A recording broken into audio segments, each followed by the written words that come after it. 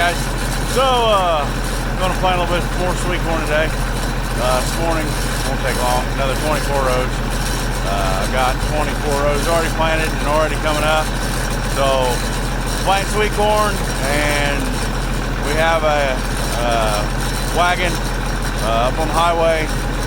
It's on the honor system, so I sell fresh sweet corn in the summer off the wagon. So it works out. So we try to keep it going. What I've got is in the 6-row planter.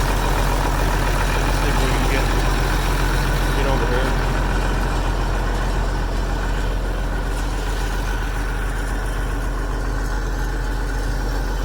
So in the 6-row, I have 2 boxes of 3 different varieties. I have a 71-day maturity sweet corn, a 74, and a 79. I plant all those at the same time, but I stagger my plantings. So that way, it kind of keeps the sweet corn coming. Once it starts, it should still keep coming on. So, I got sweet corn planting tractor.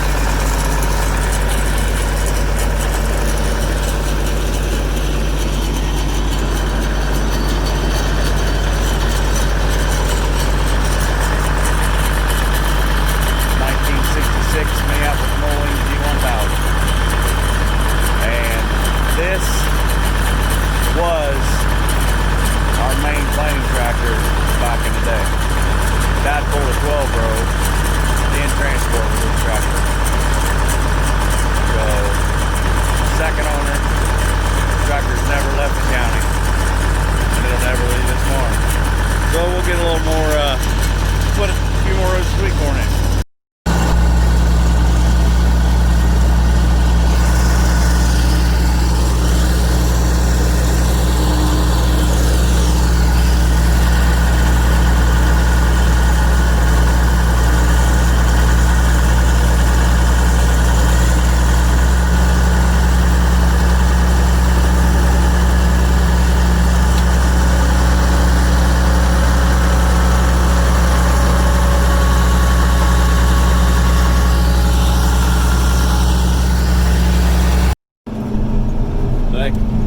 So we're, or I am, planting beans.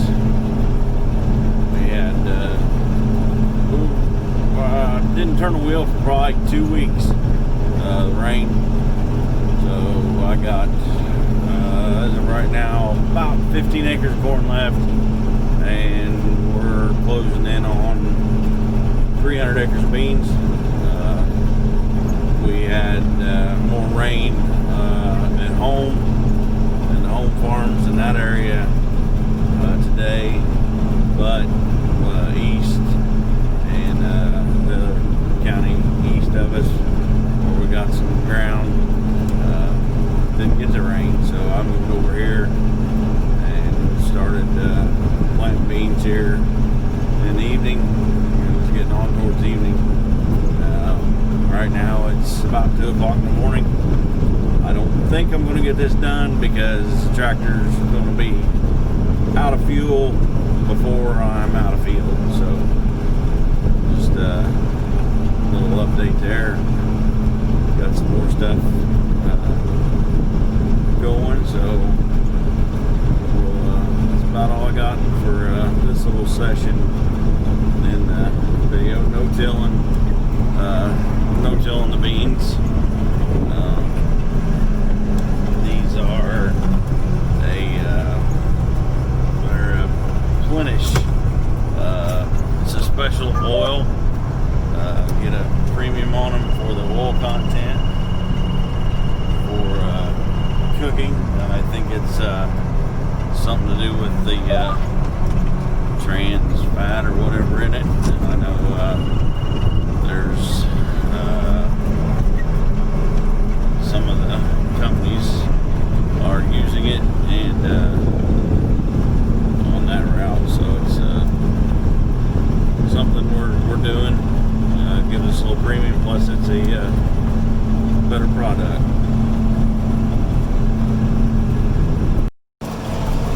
So there, try to quit bouncing, but the field's a little rough. There's the fuel gauge. And I don't know. Well, there's a light over there at a house, and that's how far I gotta go. Like I said, I think I'm gonna run out of fuel before I run out of field.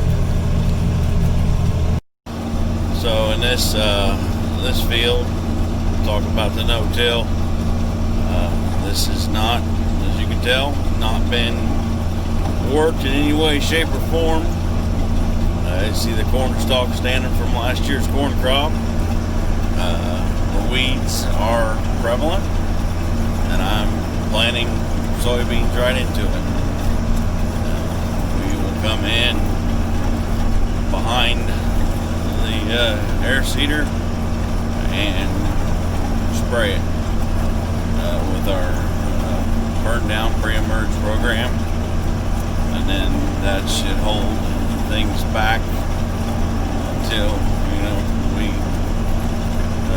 will come in with our second application of glyphosate. So that's kind of the program on these. These are still a Roundup only technology in the plenish beans.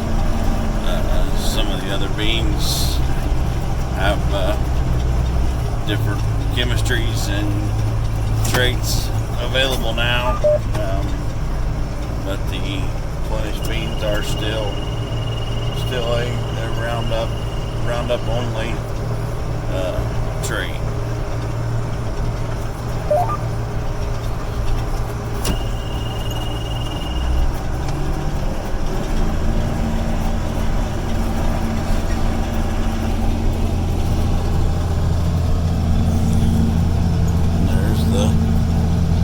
Seeder working, doing what it does, cutting the slot.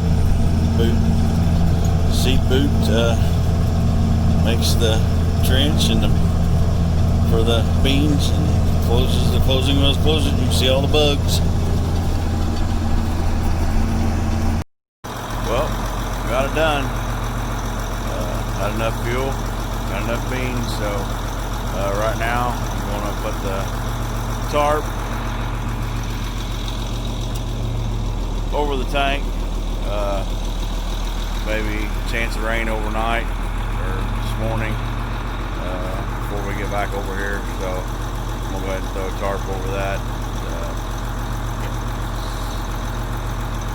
Water runs down the tank and into the seed meter, so and it all plug them up. So just a little bit of precautionary to put the grow tarp on it. Well, the tarp is on it, so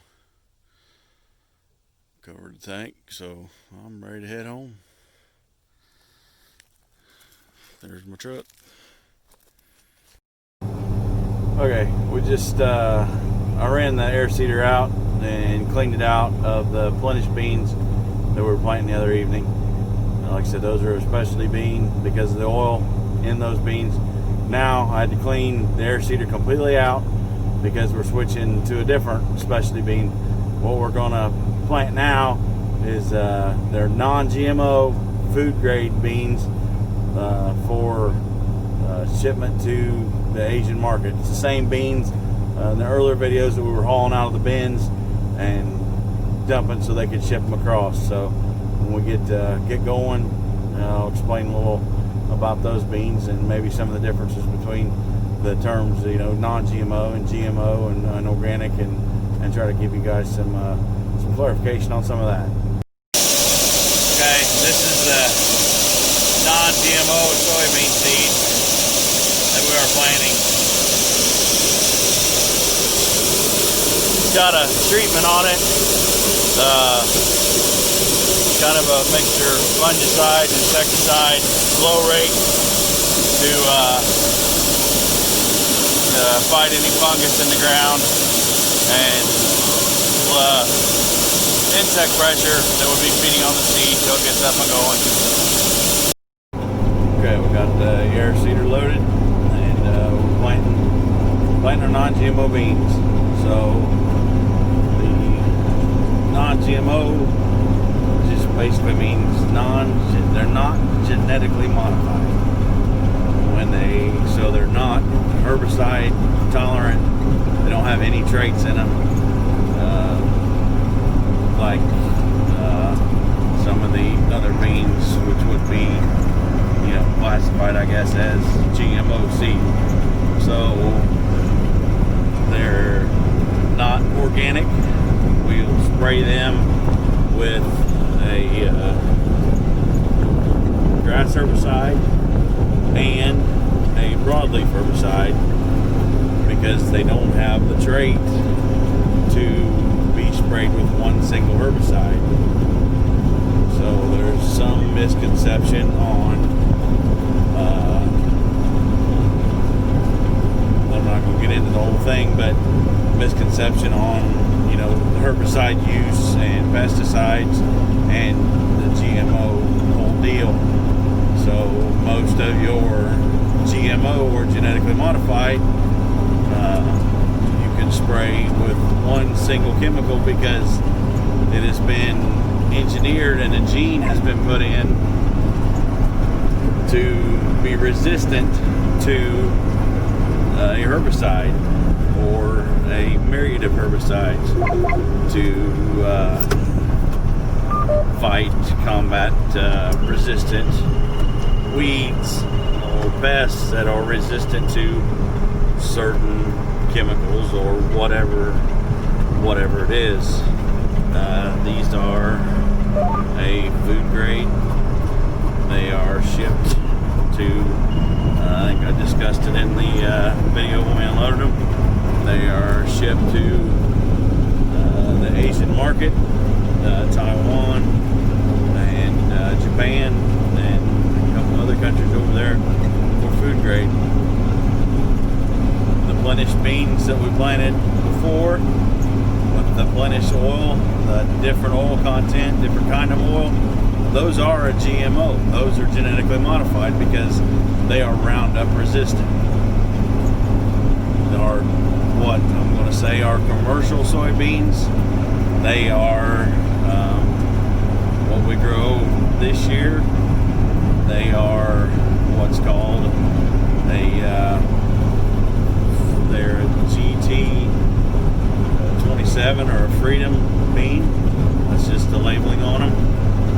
They are glyphosate and glufosinate resistant. So we can either spray Roundup or Liberty on those, and those are resistant to that. So the GMO and non-GMO doesn't necessarily mean less pesticides, less chemicals, because we have to spray more chemicals or different combination of chemicals to combat the weed pressure in the non-GMO beans, which at the end of the day can cost us more because of what we have to spray. So that is why there's a premium to grow them. We get more money to grow them because it takes a little more work to do it. As far as the segregation, the cleaning out of the machinery, and the hauling and holding. Plus, we can eat up a premium from a chemical application.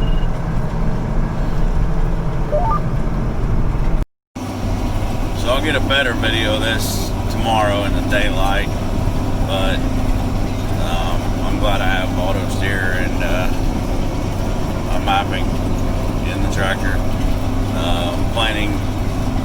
Still planting the non-GMO soybeans and planting into standing cereal rye. I don't know how well it comes across, but it's almost as tall as the tractor hood. So, and it will lay down and make a mat that spreads a lot of weeds. So I'll get a better picture in the daylight tomorrow as we're going. So here's a daytime video of the cereal rye that I'm planting into. Really no good angle from the cab to see how tall it is. Most of it's not quite as tall as the tractor hood, but it's pretty tall. There's kind of a shot across the field to see how thick it is and what it's doing. Pan around. There's the air seeder cutting through it. It's 85 today. About a 15-mile-an-hour wind. The outside of the field, spreading there along the drive, we kind of run the field cultivator in the disc around the outside to where the trucks were parked last fall, and that was dust flying. It's really dried the ground out. So in a day like today, that's 85 and 15-mile-an-hour winds, are really conserving soil moisture, and that can really show up later in the growing season if it's dry, because the no-till and the cover crop will help conserve soil moisture and hold that soil in place. It's one of the reasons that we're doing it. Up there, we're at our home farm today, so that's the backside of home farm, coming up over a little bit of a rise. Yay me. Boy, that made a loud boom when it blew out. Well, there's your problem right there.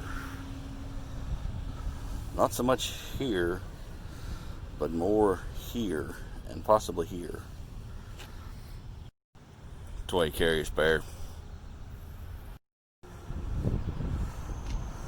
Tires changed, but one advantage of farming in town is when you change the tire in the Burger King parking lot, you might as well go in and get a breakfast sandwich. Well, we're done planting beans.